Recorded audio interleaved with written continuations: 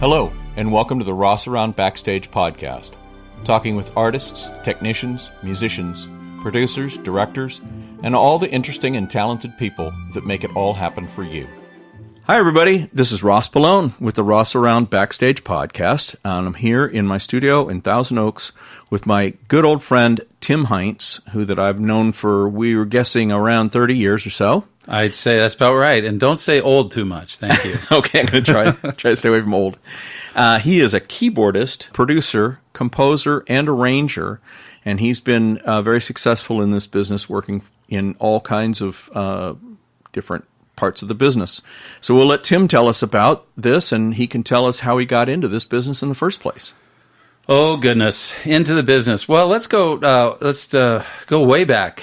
Okay. Back to the beginning, shall we, Let's Ross? go back to the beginning. So, in Sacramento, California. But like a lot of musicians, started young on the piano. Kind of took to it when I was about 5, just started noodling. And my mom had one of these, I think it was called Play by Color books. So you'd put this little color strip behind the keyboard, and there was a little book, and the notes would have colored notes on it. It was like nursery rhymes, Mary Had a Little Lamb, and all this stuff. But at a very early age, I just took to it and enjoyed. I just knew I enjoyed it. So I would kind of goof around and figure out the piano, and started lessons when I was about 7. And then, oddly enough, I switched to the organ. Was my main instrument growing up, and not like the cool Hammond organ, but the ones you would see at the mall with the beatbox and all the buttons, and, right? And the who was the manufacturer? Was that Lowry or they would have Worsey? been Lowry or Kahn organs. There were a bunch of them. Wurlitzer.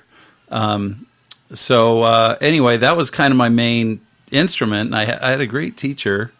And one thing I got involved with is Yamaha made an organ. Their model of organ was called an Electone, and they had this big music competition every year.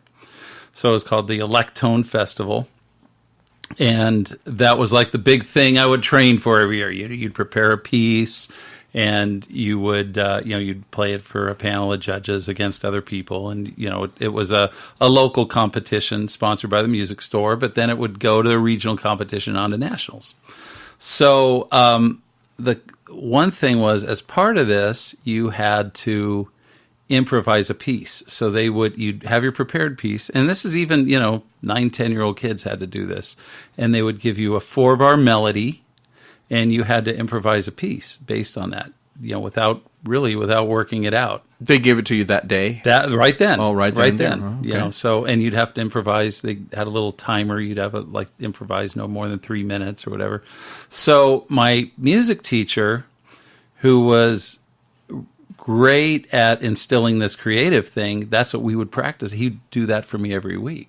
So I kind of learned, about how to, when you're 10 years old, it's a very elementary level, but you learned how to improvise and put a piece of music together just based on a little theme. So it was really, when I look back, that was like great training ground for all this arranging and writing music, and have to, improvise and think on the spot and do that. So anyway. That sounds like a really important thing that probably more teachers should do, because from what I've heard, that a lot of people who, especially like orchestral musicians and stuff, they can read great. They can play anything that's written down. They're not always very good at improvising. Well, it's something you have to be nurtured with and practice. Yeah. It's something. It's like anything. You don't just come out and go, "Wow, I can improvise music." It's because you've worked on it, and you're in an environment, or somebody's instilling it into that. You can be creative and to let that go, and not worry if you do something dumb, and be free to just experiment and try things. But it was great. He was a great teacher. Fred Hammer was his name, and he. I remember at a very early age, he started teaching me jazz harmony and all, just all this theory and stuff that most kids at that age don't get to learn, I think. Mm-hmm. So it was just great, and really taught me to be creative. He wasn't the best at making sure my technique was good or any of those kind of things, but he but he really instilled like a love of music and, you know, the creativity and kind of how music works, you know, the harmony and all that form and harmony. So it was great. So that was kind of my, you know, that music, my early music training. When I got more like high school, started getting more into the jazz side of things. Musicians like Oscar Peterson and Chick Corea and Herbie Hancock and Jimmy Smith on the organ. So, you know, I kind of became this, you know, jazz man. Which is kind of funny. My brother, I have an older brother that was a rock guitar player. He was in Zeppelin and was always playing those records. But I was such a jazz snob, I didn't care about that music. So I kind of missed all the cool rock and roll music because I was too busy listening to Oscar Peterson and Chick Corea. So anyway, you know, but I had to catch up on that a little later. Right. So then in high school, did you switch over to the piano then? I did, yeah. I picked up the piano because it was, you know, piano was around. But I did keep up the organ too. And then, of course, discovered the Mighty B3. So all of a sudden, organ was very cool. It wasn't like out of a mall anymore. It was like, oh, this is like cool organ. Yeah. So, yeah, I played piano. I a couple really cool things happened in high school, which is I auditioned for these all-state jazz bands, and I was selected to do that. So out of all the whole state, I was the one piano player got to get picked and did big. That. A couple of them played their the Monterey Jazz Festival. They have a high school all-star band, and got to do that. And even some of the guys I remember from that band, I still see occasionally around town on sessions, and so it's pretty cool. Were your parents behind you on all this? They were behind me. My mom was musical. She had a classical piano background, and she taught a little bit. So she, she'd sit down and practice and made sure I practiced and kind of helped me. And my dad, if it was today, I'd say my dad played the iPod very well. So it's funny. My dad owned a bakery, so he'd get up at 2 a.m. and go to work. And so he'd come home from work about the time I'm getting home from school and practicing. And I just have a lot of memories of him sitting in his recliner, taking a nap after his bakery shift, listening to me practice. So anyway. Wow. So they were encouraging you then. Very, very encouraging. Yeah, very encouraging. And they, when I was doing this whole kind of organ thing, they would, we'd cart the organ in a trailer and go do performances at various, social function, like, play for a fashion show or at an old folks' home or some recital, something like that. So my dad they were great with it.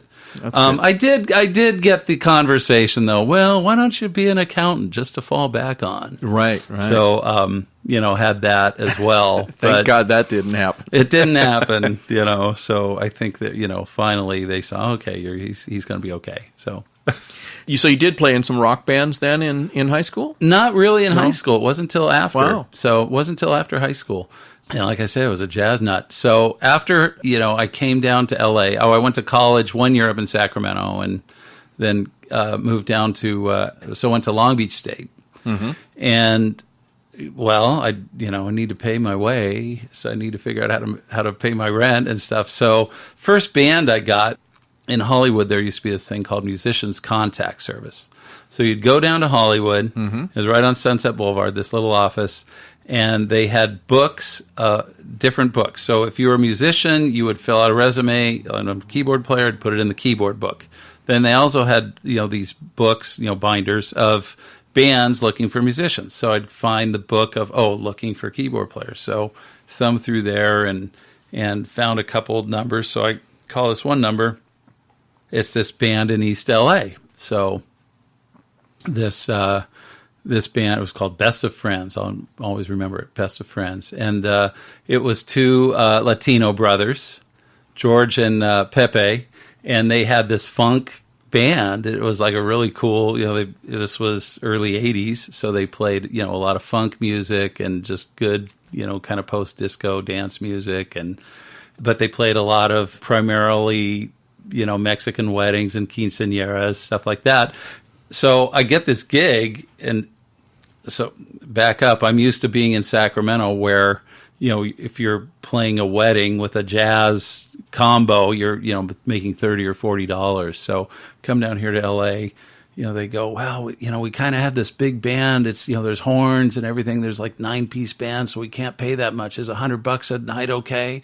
We go, yeah, that'll work. Wow. So that was a big raise. It was a big raise. So anyway, but that was like a really fun band, and I did that for a while. But I guess the point being that because you have to make a living, you get out there, play whatever. All of a sudden, like this pop music, R&B music, rock and roll music, I go, hey, this is pretty cool. It's fun. It's a different skill set than playing jazz. It's a whole different feel and a whole different approach. And I enjoyed it. So I started doing that too. So all the time you were in college, then you were playing in these bands? Playing in these bands. Making a little money. Putting myself through college till I quit college. And you quit college because? Well, because it sucked. No, I'm just kidding. I quit college. Okay, so I'm playing piano in, I'm a piano major, playing in the jazz band. And if you're a music major, you have to be in what's called a large performance group. So I'm in this large performance group. I go, I'll just sing bass in the choir. That'll be, very innocuous. I'll just, hang out and sing bass.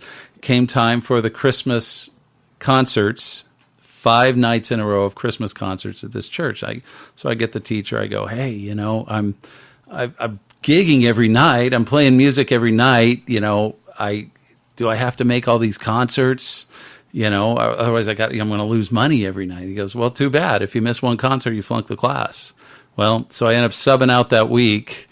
It was a drag. I had to pay a sub to do my gig. Yeah. But then I quit. I just go, enough of this. And I was working and onward. So about a year and a half of college was all I did. Right. And, looking back, there was some stuff I wish I would have kind of maybe done different, carry on with some orchestration and composition classes.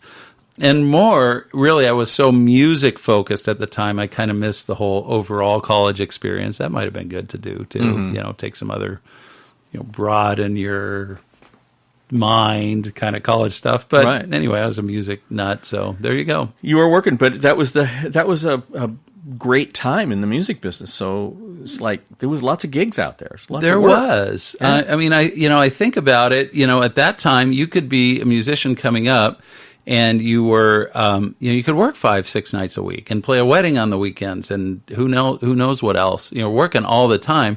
And, I kind of worry for young people today where they get that same kind of experience because there aren't 5-night-a-week gigs to play, where you're playing 5 hours a night and you have to memorize a lot of material and, work a crowd and, all that. Yeah. So it's kind of different now. Yeah. So it was a good time. A lot of work. Yeah, it was a lot of work. So where did that lead you to? Did you get a break from somebody, or did you get into some band that was really hot? Well, the band, I did eventually got in some bands that were hot, but kind of through my early 20s, what I ended up doing a lot was I started doing a lot of session work. So, which is really, was something I was always really interested in. And, when I look back, that's really my love, is working in the studio, much more so than playing live. I like playing live, but I really enjoy the studio. So I was living down in Orange County, which is, kind of Hollywood adjacent, not exactly in Hollywood. Right. But, there were a handful of studios down there, and I got, just playing on little independent records and maybe a lot of song demos, just a lot of different stuff. Met some really great people down there. There was a studio down there called Headway Studio, and this guy Steve McClintock and Michael McCulka ran it, and they're both known engineer. Michael's a known engineer around, and Steve McClintock's a songwriter publisher guy. And they people who came through there was Mark Mancina, who was who's big film composer, did everything from Speed and The Lion King to Moana and Training Day, all these movies. Wow. Uh-huh. And, he was part of that scene. And Don Harper, who's another great composer, there were just there was just kind of a little community based around this Long Beach, Orange County scene, and people have done really well out of there. So it's kind of a cool place to get a lot of experience, and that's probably where I met Scott Plunkett. So Scott, who I know you interviewed and you work with Scott all the time. You know Scott probably longer than me, even maybe. Or close. About the same. Pretty close. About the same. So anyway, maybe a little longer. Yeah. So Scott, great keyboard player, he was playing with Boz Scaggs and had to leave to do something else. He had something, and he goes, "Hey, Boz is doing this benefit gig up in San Francisco. Could you fill in? Could you do it? It was probably learning a handful of his songs, and there's going to be some other artists on there. So great, a pretty great opportunity, right? Yeah. So this is probably about, I don't know, 86, 87, somewhere around there.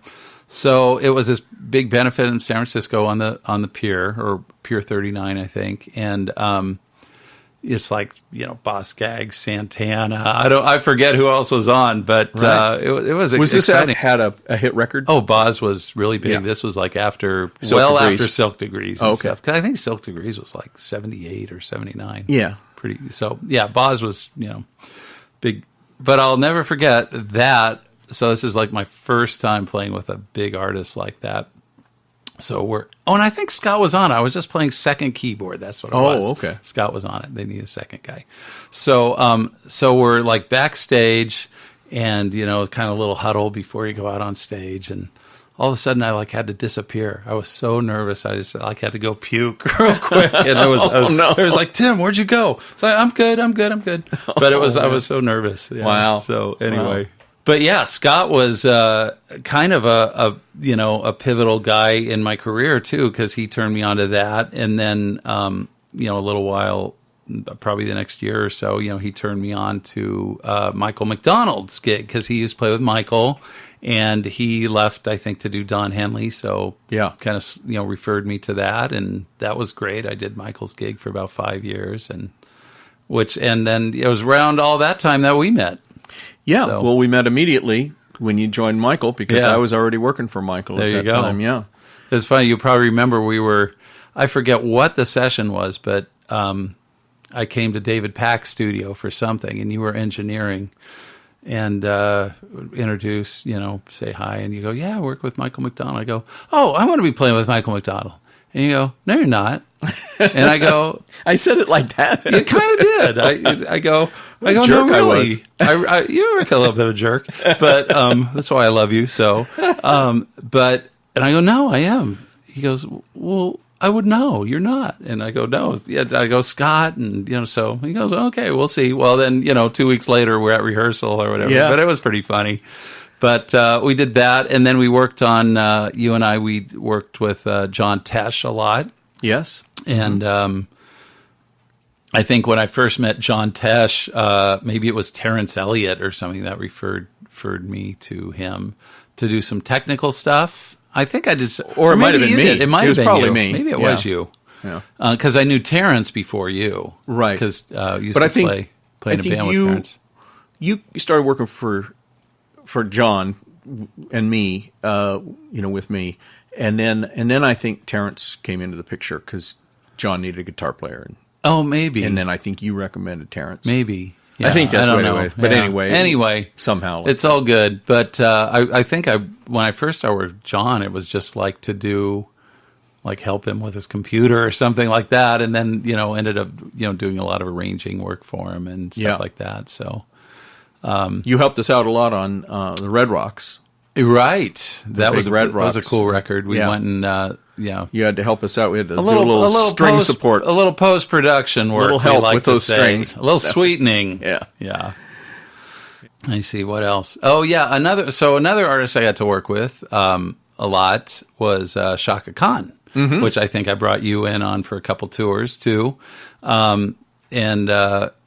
I always say I got to work with one of the greatest male vocalists and one of the greatest female vocalists. That's Michael McDonald and Chaka Kahn, because, she's always been one of my favorites. And I remember the first tour if I go back, there was like a tour I did when I was about 20 or 21 years old, and I was playing what they call the Chitlin circuit. So I was with this band called Click, very, serious R&B dance band.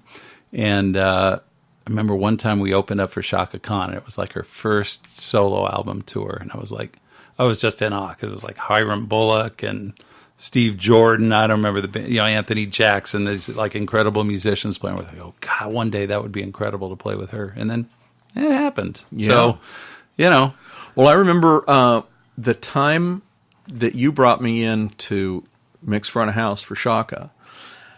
I was desperately out of work at the time. And you said, hey, come on out. We're going to go do this tour with Chaka. And I can't remember exactly what it was, but it was something like, I thought when you hired me for it that it was like a 10-day tour or a 2-week tour. And it turned out, I didn't realize it until after we were already out that it was like going to be like a month. Was that the 3-month Europe tour? No, or was that the first one was... It was Germany and Holland and and around there. It wasn't all over the... And I know it wasn't 3 months. Okay. Yeah. But it was longer than But it was longer than I had thought it was. You weren't quite paid. Had to do laundry a little extra. Yeah, I had to do laundry a little extra. Yeah. Yeah, but that was fun. It was the name of the tour was called Black Beat Night. Black Beat Night, I remember. And a lot of Germany, I think. It was mostly Germany. Yeah. And I know we went to Amsterdam, because I think it was my first time going to Amsterdam. Going to the red light district. Oh, yeah, well. Well, I remember not that I would go there, but not that I would either, but I think I did. But that's funny. I remember walking, I think we were walking through there, and Chaka was with us. And she, just for fun, we're walking around the red light district in Amsterdam.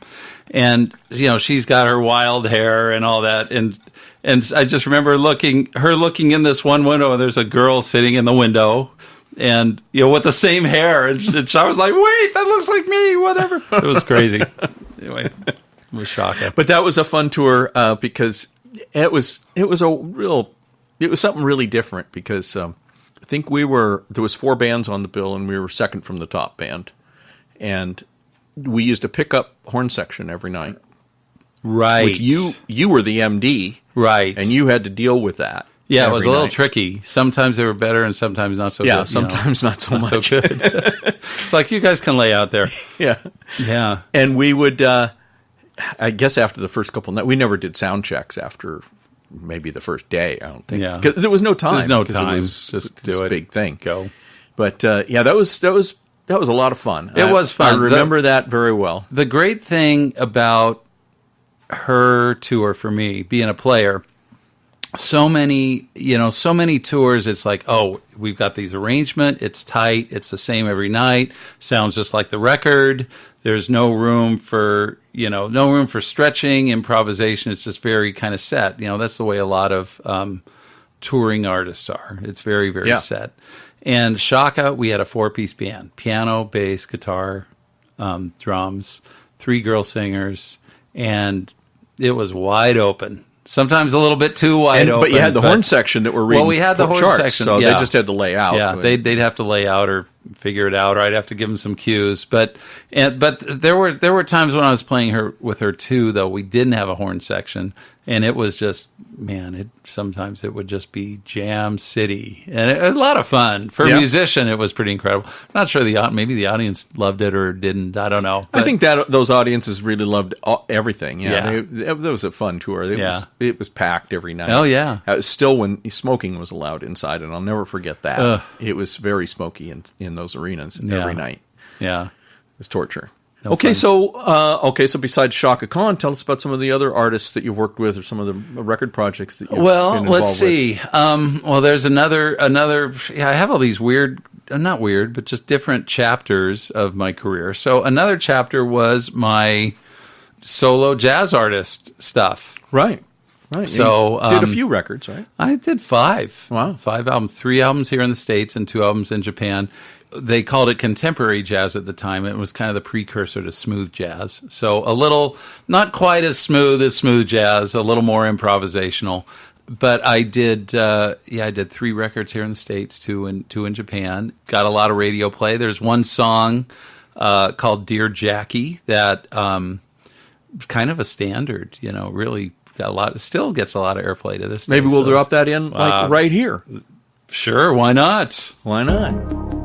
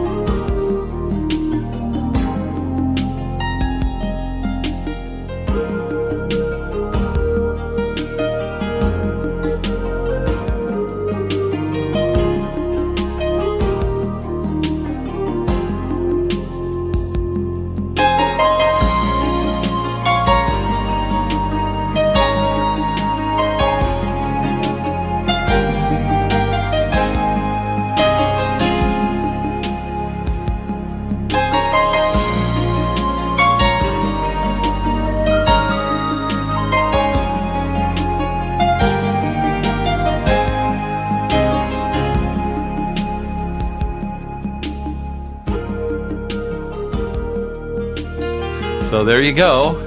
And, of course, my wife goes, when are you going to write a song called Dear Sharon? But that's another story. So we won't talk about that. I got hooked up with producer Paul Brown, who is kind of the big producer in that smooth jazz world. So I worked with a lot of artists with him, wrote a lot of songs for some of those projects. That'd be like Al Jarreau, George Benson, Bob James, Tom Scott. You were co-writer on those songs? Yeah, co-writer on those songs. Wow. And big. I didn't know that. Tracks. Yeah, well, yeah, you're something up my sleeve. Can't believe you're actually talking to me, Tim. Well, it's your lucky day. So anyway, so I did a lot of that, and that was, we had a lot of fun making those records too. And for a lot of years, I worked on a lot of commercials. So right. So there was a company, these three brothers, the Wojon brothers, out of Santa Monica, and they had what's called a music house. So they worked with ad agencies, and they would provide music for commercials. And you brought me in on, I think I did a couple sessions. Yes, you did. For that, too. I think so, yeah. So sometimes I'd just be playing on the commercial. Sometimes I'd write it. Sometimes they'd write it and want me to kind of arrange and produce it or realize the track. So did that a lot of commercials for a lot of years. And, big national ones, pharmaceutical ones, sports ones, Coca-Cola, all kinds of stuff. Yeah. Well, they were big. Those guys, they had all the big clients. Yeah, it was very good. The business has changed today. They use so much licensed music, either from music libraries, stuff that's just already written, or they'll, a lot of songs from independent artists. So the work for, music writers for commercial is way down. So, I don't do that so much anymore, but did that for a while. And then another cool chapter of my life was when I got hooked up with Trevor Rabin, who is rock and rollers know him from Yes. He was a guitar player in Yes for a lot of years, and wrote "Owner of a Lonely Heart." Yeah, so I was a fan of his, and he got into film scoring, and a friend of mine, Steve Kempster, great engineer, recommended me to work with him. So it was a little bit over my head because I had never done film scoring. I'd worked with picture on TV and, commercials, but never, a big movie. So I jump in on this big Jerry Bruckheimer movie with Tony Scott directing. It was called Enemy of the State. Oh, yeah. With Will Smith. And that was my first movie, and jump into that. It was like trial by fire. And you were were you a ghostwriter, or what was your exact? They would call it additional music. So I actually got credited, but Trevor and Harry Gregson Williams, who's another great composer, they were the composers of the movie. I think what happened, I'm not sure. I think there might have been somebody else engaged, and it didn't work out or something, and then they came in and did the movie, and it was such a tight time frame that they needed some help. So they just couldn't get it all done themselves. Yeah. So I did, I think I wrote about 20 minutes of music for that movie, and really exciting. You get to record, an orchestra, nice. Big orchestra, and play your music, and it's pretty exciting. Nothing like it. Mm-hmm. And when you see that on a big screen for the first time, it's like pretty cool. So, and see your name at the end. You see your name at the end. Yeah, it's cool. It is nice. So.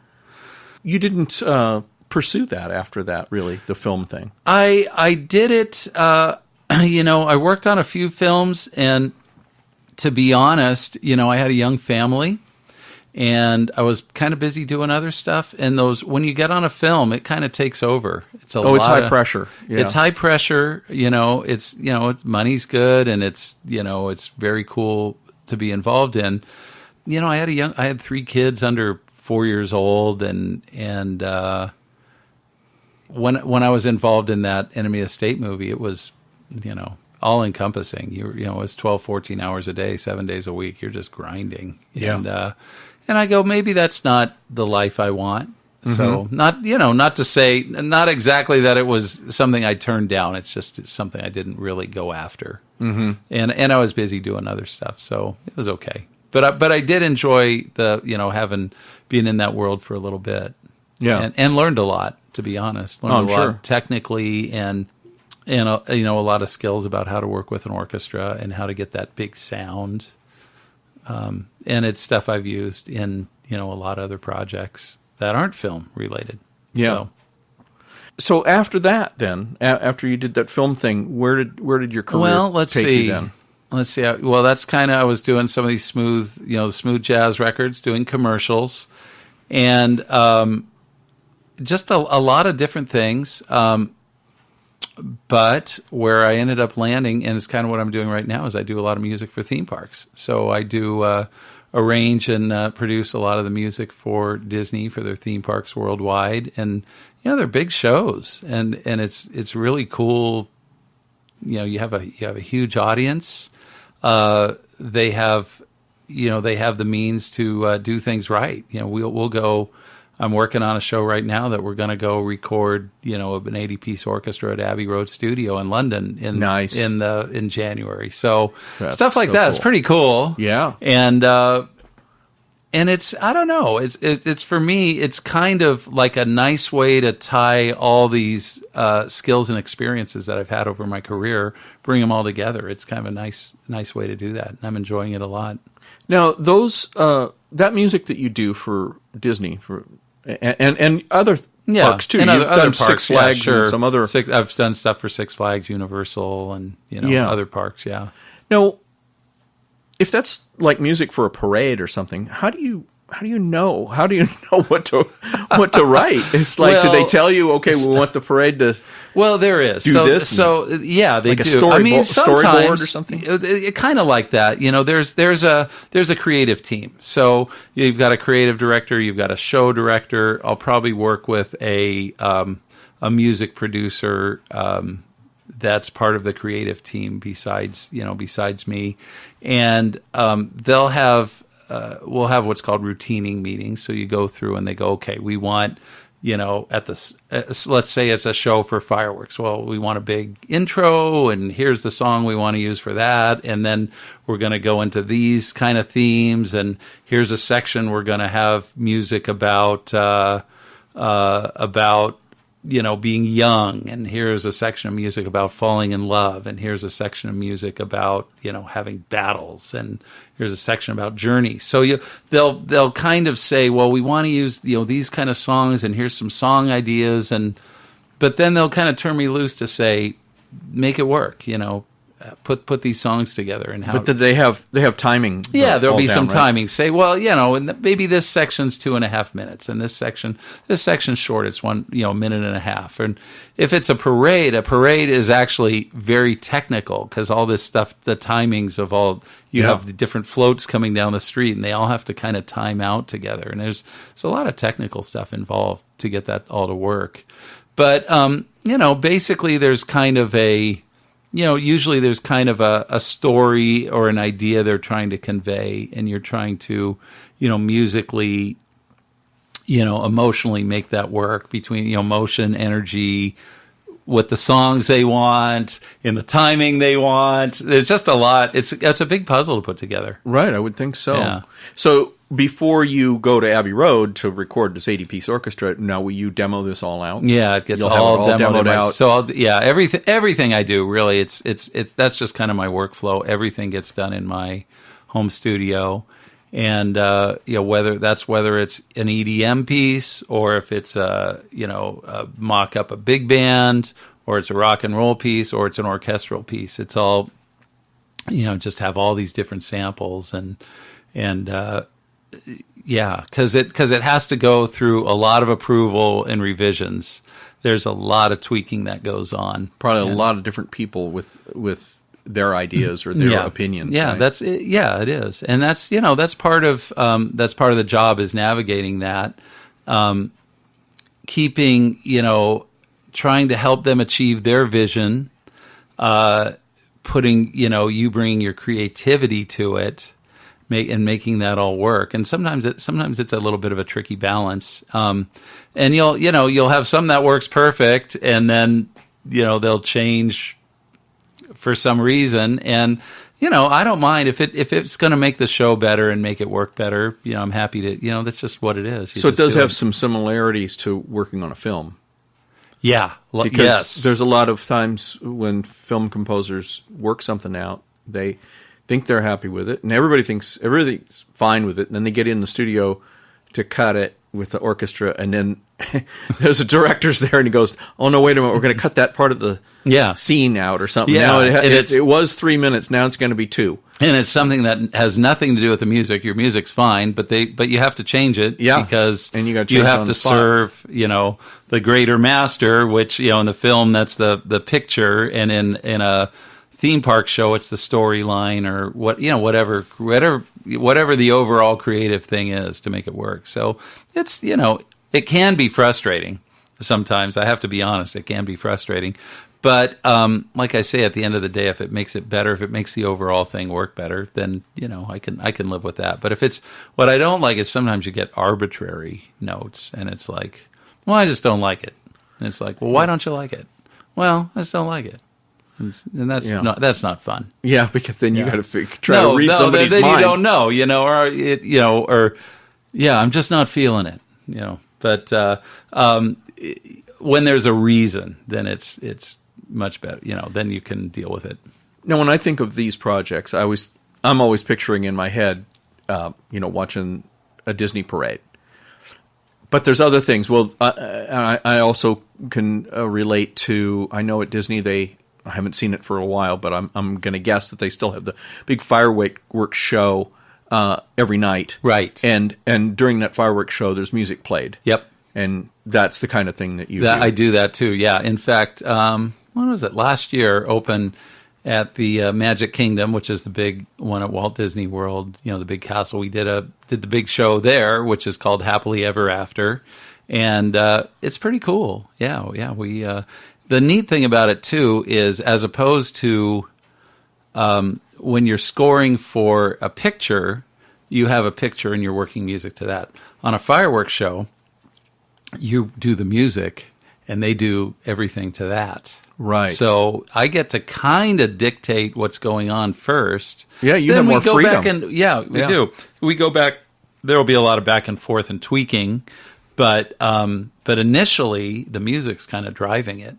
So, yeah, it's pretty. It's cool, and like at the Magic Kingdom Park, there's 40,000 people a night watching that every night. Mm-hmm. So we often say it's the biggest stage in the world because the last show that was in there ran for 10 years. Wow, it's a lot of people seeing your show. So right, too bad you don't get credits though. Well, it's okay. It's all good.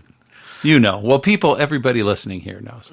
So. That's right. Yeah. That's right. So when you go to Disneyland or Disney World or any Disney park throughout the world, you may be hearing Tim Heintz. Oh, it could be. Bless you. There's probably some other composers that that do this too. There are. Right? There's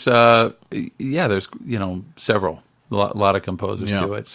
So besides the fireworks show, like I described, and then the parades, what else do they use your music for? In any of the rides or anything? I haven't done any of the rides. They could, but that's just not. I haven't been asked to do any of the rides.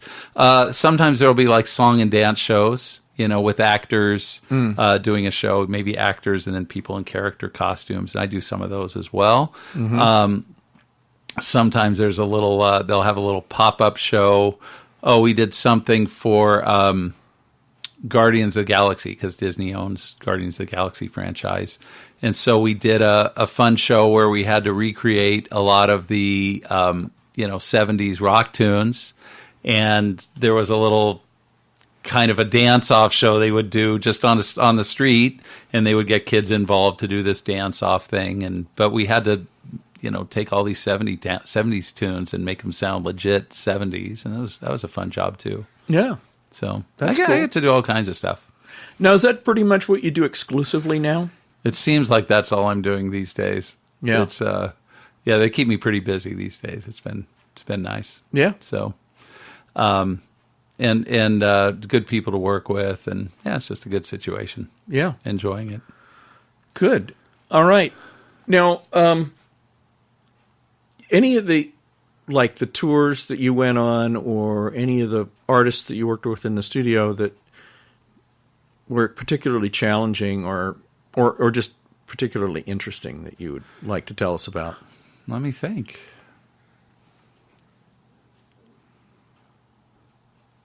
No. I'll have to think about Probably that the one. Chaka Kahn story, right? Yeah. Now, how about... Feed me another question. Okay. This is a little... I might circle back to that. A little off topic. Okay. But I think it goes to show what kind of a person you are. I've known Tim for a really long time. He's really a good human being. Would you mind telling us a little bit about your sabbatical when you took your entire family to Africa to do God's work? You went there to help people who were in need. And to me, it's a huge story. Well, thanks. That was... pretty special year and a half of our family's life. Without getting too spiritual, it was like I really had a kind of a spiritual calling from God. Our church was involved in helping an orphanage in South Africa with AIDS kids. They were orphaned because of the big AIDS crisis there. That was particularly, in the mid-2000s was really, really horrible. So we went to South Africa, and we lived in the bush, actually. So I took my family, we moved there and to help at this orphanage. We ended up not helping at the orphanage so much, but in the adjacent Zulu village. So we ended up working with a lot of people, trying to they had ideas about starting businesses, and we kind of counseled them on AIDS, AIDS prevention and getting tested, and TB testing, all kinds of stuff. We really were there in trying to encourage people. Musically, I have a fun story from that. So one day, and like I say, we're in the bush. It's or what in South Africa they call a township. It's in the sticks. And the village there, it's mud huts. It's, not a lot of running water everywhere. Pretty primitive living. And so one day I'm at this house we're living at, and this Zulu woman comes walking around the corner, and she's kind of young and doesn't speak a lot of English, but she goes, "Are you Mr. Tim?" That's what they all call me, Mr. Tim. They go, "Are you Mr. Tim?" I go, "Yeah." She goes, "You do music?" I go, "Yeah, I do music." She goes, "Can you sponsor me?" I go, "What does that mean?" She goes, "Well, I do music. I'm a singer. Can you sponsor me?" I go, "Well, what does that mean?" She goes, "Well, we need a new PA and a new keyboard and a bass." And I go, no, not going to sponsor you, but I'd love to hear your band. So is there a time you're practicing? She goes, "Okay, come whatever it was next Tuesday." So her little house was pretty close to where we were. So whatever it was, the next week I go over there to see her and walk in, and it's a little, a 10 by 10 room, if that. Very dark. They've got a keyboard set up. It's like one of these, all-in-one keyboard with a beatbox in it. And somebody, I wasn't sure if it was a bass or guitar player, and then this girl, Cindy was her name, and she's singing. They got the speakers that, like, the speakers are blown. They got duct tape all over them. It's just, like, disaster. But she starts singing, and it's like Janis Joplin. And I was like, holy cow, it is unbelievable. So got to know him a little bit, and I ended up recording him, doing a couple arrangements and working it out and recording her and doing a couple songs with him. And she ended up like getting played, I think because of that. She ended up getting played on the radio and had a little record deal and nice down in South Africa. So nice. Pretty cool. Way to go, Tim. Yeah, thanks. So, and the music down there, fantastic. Remember one day we had a little community meeting. We had a little community hall and had a little meeting about something. And right before they go, well, let's sing the national anthem before. And their national anthem, it's actually a beautiful singable national anthem, not like ours. But they start and everybody stands up and this is just people in the village. 4-part harmony. You got those big bass voices. It was, you just started crying because, like, wow, it's so beautiful. Really, really cool. So I always tell there's a saying in Africa, if you can walk, you can dance. If you can talk, you can sing. And that's kind of it. Everybody, they're just very free that way. Oh, and one other note, musicians, about Africa. We always make fun of people clapping on 1 and 3. We go, oh, yeah, come on, white people. Get it together. You got to clap on 2 and 4. In Africa, the black people clap on 1 and 3. Wow. It's like got a heavy beat. It's like 1, 2, 3, 4. So it's so I always have to give people here crap when they go, you got to clap on 2 and 4. Not really. So anyway, that's cool. Now, I mean, that story. Now, if I remember right, too, you were planning on, and I don't know, I can't remember now if you were successful in it, but you were planning on doing some work while you were down there, and sending work back and forth via the internet. Yeah, I did. You did, and right? I did. I worked a lot because we self-funded our trip to do it. We so wasn't sure how we were going to make it work, but we had so this was 2006, 2007. So, there was internet, but it wasn't great there. And I can imagine. Like I say, we're out in the stick. We're out in the sticks. So we got a satellite internet dish. I think it was $500 or $600 a month, and it was maybe a little bit faster than dial-up, and it would kick off all the time. So it was tough. But I was able to. I did a lot of work. I did a lot of commercials. I did some theme park stuff. Various things. I was working all the time. That's what I thought. Yeah. So an upload that would take you 15 minutes here probably took you all night down there. It would be overnight, and the problem is because it would kick off too. And then you'd have to start it over again. Yeah. So on a big project, if it was. A couple gigs, if it was a really big project with a lot of WAV files, it was faster to FedEx CDs than to do it over the internet. Wow. So even with a 2 or 3 day trip. It's such an amazing story because I remember, because my kids are a little older than yours, but I remember your kids were young. Yeah. When you took them over there. They were 8, 9, and 10, 3 girls. The scary thing, it's funny because I talked to them about it now. They're in their early 20s. And they go, Dad, we didn't know it was dangerous. We didn't know all these scary things. It was dangerous. Yeah, there. It was dangerous there. And I go, well, that was the idea. You weren't supposed to know. And they had an idyllic, really fun life. They have good memories, But it's sad to say. One of the tribal beliefs there. Like I say, AIDS was rampant, is really bad. One of the tribal beliefs there is that if you rape a virgin, it cures AIDS. Oh, and God. So here, I'm taking my little girls, so it was we were living on a lot of faith. Let's just say. Yeah. Well, it all worked out okay for you. Yes, it did. And you guys stayed down there for about a year and a half. Yeah, right? about 15 months. Yeah, we built a house. I had my studio going. We did a lot of neat things, and it was a very special time. And I've gotten to do a lot of neat things in my life, and I still say that was the most alive I've ever felt was during that year. It was a really and you really did a lot of good time. down there too. You guys helped with an orphanage too. We did. Right? We did help with the orphanage a lot, and like I say, we helped with the people in the Zulu village. We got a medical clinic built for the orphan kids and the village.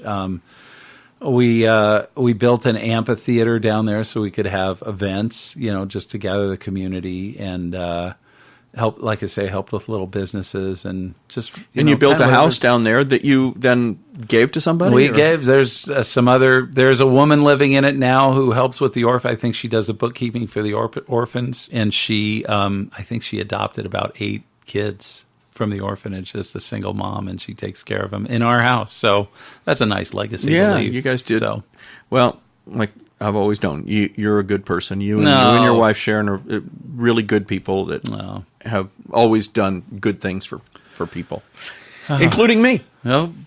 Yeah, it's always been a pleasure being your friend. All we got is each other, Ross, right? So now, have you thought back to any of those possible interesting stories from recording projects or being on the road? There's got to be something exciting. There's got to be some stuff from Chaka Kahn, especially, right? Well, let's see. Okay, here's a crazy story. I'll tell you one crazy Chaka story. And I remember we were in Seattle playing at the Bumbershoot Festival. Okay. Oh, so I've done that with Michael McDonald. Right. I think we did with Michael too. Yeah. I probably did with you and with me. Yeah. But that's a big festival up in Seattle, and so we're playing an arena, and I'm thinking it's kind of early in the day, maybe noon. Kind of early for Chaka. She's not exactly a morning person. No. So she was just in a funny mood that day. So we get it. There was this one Prince song we used to do, or it was something that Prince produced. We had this long jam session. So we're starting on this jam song, and Buzzy Featon was playing guitar in the band at the time. He's an amazing guitar player, Buzzy Featon, and goes in this long thing. So Chaka just leaves the stage. Buzzy's going to take a long solo. So Buzzy takes a long solo. It's probably a 5-minute solo, and it's like end of the solo. Okay. Blam! Break it down. The band's just cooking. Where's Chaka? Chaka's not coming back on stage. Like, where's Chaka? It's like, okay. All right, keyboard solo. Here we go. Take a keyboard solo. Take a long keyboard solo. 5-minute keyboard solo. We're going on and on and on. It's like, bam! Break it down.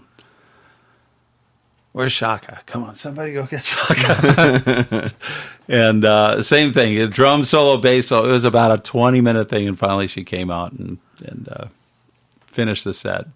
And I remember, and she was like, and that was the day she, I don't know if you want to put this in or not, but she, somebody's got the spotlight on. She hated the spotlight, and the spotlight's on her. She goes, cussing out the spotlight. Turn that, spotlight off. I told you to turn that off. And, she just was about to go out and deck the spotlight operator. But anyway, she could be a character on stage. Yeah, she was a character. But man, she could sing. Wow. And still can. It's just really one of those great iconic voices. Absolutely. Yeah. So what do you think I say last. Thanks. Yeah. What do you think the last, the next chapter in Tim Heintz' career is going to be? For right now, I'm really enjoying this stuff I'm doing for Disney and the theme park stuff. It's really, it's just a great place. Well, I don't think they're going away anytime soon. I hope not. Yeah. Yeah. Right. No, it's I think great. As long as they're happy with your work, you've got a gig for. I hope so. It's very creative, and I'm digging it a lot. So I hopefully can keep that going. So that's great. Definitely, music business has changed over the years, hasn't it? It Especially has. back around 2000. Yeah, when everything started to change, and touring's changed. Certainly the record business changed. I mean, the whole streaming environment. music, I don't want to sound like the old man on the soapbox, but music has become devalued, and that's just kind of, industry wide. And, so it's tough. Young people coming up the business, I think they're, just have a different frame of mind than, because they don't see the industry the way we saw it. Yeah, they didn't experience what we experienced, the heyday. Yeah. Because I know a lot of musicians that, and even if they're just, because I'm older, I'll meet a musician who is in their 40s. Well, to them, this is the way it's always been. It's awesome. It doesn't. It's awesome. What are you talking about? And I think you can't. There's plenty of successful people in the music business. I think it's just not as many. Not as many. And that it's tougher to be a journeyman musician. Like I would consider myself, in a way, a journeyman musician because I've I've stayed busy, just kind of staying under the radar, keeping busy doing projects, just working hard. And, was able to make a very good living doing that. But I think that's a little more rare these days because there just isn't as much work that, that pays well. Yeah, well, because if you're a producer, there's really not much back end on stuff. It's and different. That's what producers used to bank on. They would get a fee up front, but they would really be banking on that those record sales. Sure, or if you're a songwriter. So say, back in the day, if you were a songwriter and an album had 10 or 12 cuts, okay, maybe you didn't get the single, but maybe you had 2 songs on the album. The album goes platinum. The money you're making from the album sales is the same as the hit song. You aren't getting the radio play, but you're getting all those album sales, and that could be significant. But now, unless you have the hit song, the songwriting doesn't. It's almost non-existent. So yeah, because even I used to do demos with you and Randy Peterson. Sure. For Disney movies. Yeah, and TV shows and we stuff, would, and I know that you and Randy would be thinking, well, okay, so if we get this song on here, now there'll be a record soundtrack to go with it, and we can make money off of that soundtrack, which you guys did make. Make money off of those things. There but were now, just all kinds of stuff. But now the soundtrack. Are they even? Do they even exist? I think they exist, but but you're not going to make money. Give them away, and then you can just watch it. Listen on Spotify or whatever. And so it's just different. And I don't want to be the the grumpy guy going, oh, back in the day, because it's just changed. It's just different. Sure has. Yeah. It bums me out when I think about. A band like, so we just lost Tom Petty last year. Right. And I think about a band, an artist like Tom Petty, who, they would go in the studio and record for months at a time and come up with all this cool stuff. And records can't be made that way anymore. Where you take a whole band in the studio, everything is done in a computer, and then if you do go in the studio, you go in and bang, you knock it out in a day or two, and you get whatever you have to do in the studio, and then you bring back to your home studio. I think there's a flip side to that, is that you have people doing incredible work in their basement or their bedroom. There is, because you have all the time in the world, and you can, so it's just different. I don't want to say better but it's certainly the end of an era of. It seems like definitely a different that bands are going to go park in the studio, and we're going to book out 3 months and write and see what we come up with. It's kind of not like that anymore. No. No, even if they're successful, unless they're hugely successful, like a U2 or a Madonna or somebody like that just they've got tons of money. Sure, but even a moderately successful, somebody who's had a couple hits, they still can't even afford it because they didn't really make that much money off their record. No, it's different. Everybody's making now. This is kind of the reason why I've kind of switched to touring, is because you can't replace touring. You can't replace. Having a band on stage and people watching a band on stage. Well, it's a great experience. But if you remember back, if you go back 20, 30 years, people used to do records. You'd make a lot of money off the records, and you would tour at a loss to promote the record. Yeah. Now it's flipped. Just the opposite. It's flipped. You do a record because you can't book a gig without a record, but the record is the thing that'll get you the gig. But you're going to make money off the gig and the T-shirts and the merch. Yeah. And that's why it's so expensive. It's expensive when you want to go to a show. Yeah, it used to be cheap. It's going to be hundreds of dollars for you on a date to go to the show. Yeah. Yeah. Yeah. So anyway, yeah, I mean, we've all had to accept it. And yeah. It's just different. It's just different. Yeah. It's different. And for those of us who saw the business a different way, it's a little hard to accept sometimes, but it is what it is. It is what it is. Yeah. Okay. Well, anything else that you can? No, I don't know. No. You want to do any tech talk? Do you do tech stuff? Yeah, we can talk a little bit about tech stuff. Do you like tech? Want. You like to talk about tech? I could. Something that even came into my mind when we were talking was how you used to have walls of keyboards and stuff. Oh, Lordy. And all this instruments and stuff, and now you just have a computer. A computer. Yeah, it's funny. Last year I almost bought a B3, and then I go, what am I really going to do with a B3? Because it's going to be really fun for a few weeks, and it's going to sit and then just take up space in my studio, and I'm not going to use it. But for me, for my workflow, for the kind of work I do, I've got one, very tweaked out computer with a lot of, big hard drives and RAM, and I work on Logic. I use Logic Pro. But my workflow is I'm always changing things. I'm always having to revise, tweak. And if I've got stuff that's, if I have to break out a real piano or a B3 or old analog synthesizers, and then we have to change the tempo, I have to change the key, whatever, I've got to reperform everything. Yeah. So it's not worth the trouble for me and my workflow. And I'll tell you what, I enjoy all the software stuff is so good. I mean, it is. Yeah. Most, by and large, the software sense, I'll take that over the real analog stuff any day of the week. It's just stays in tune. You can you tweak a preset and recall it. It's there. They sound huge. Yeah, and how about those string samples? Yeah, and all these samples. I mean, I still haven't heard like some horn things. Not so great still, but I think that has to do with whoever's programming it, whoever's doing it. It's there's some guys. I've got a friend of mine, Mike Patty, owns this company, Cinesamples, and man, when he does his thing with his samples, it's virtually identical to a real orchestra. Really, really good. I don't go to that much trouble. I'm not as good as that, but it's amazing what you can do. Yeah. I worked on a project with John Basharat.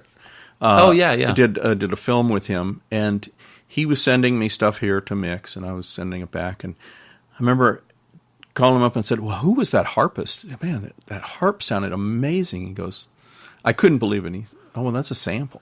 Yeah, and it was a sample, and it just sounded great. It was amazing. Yeah.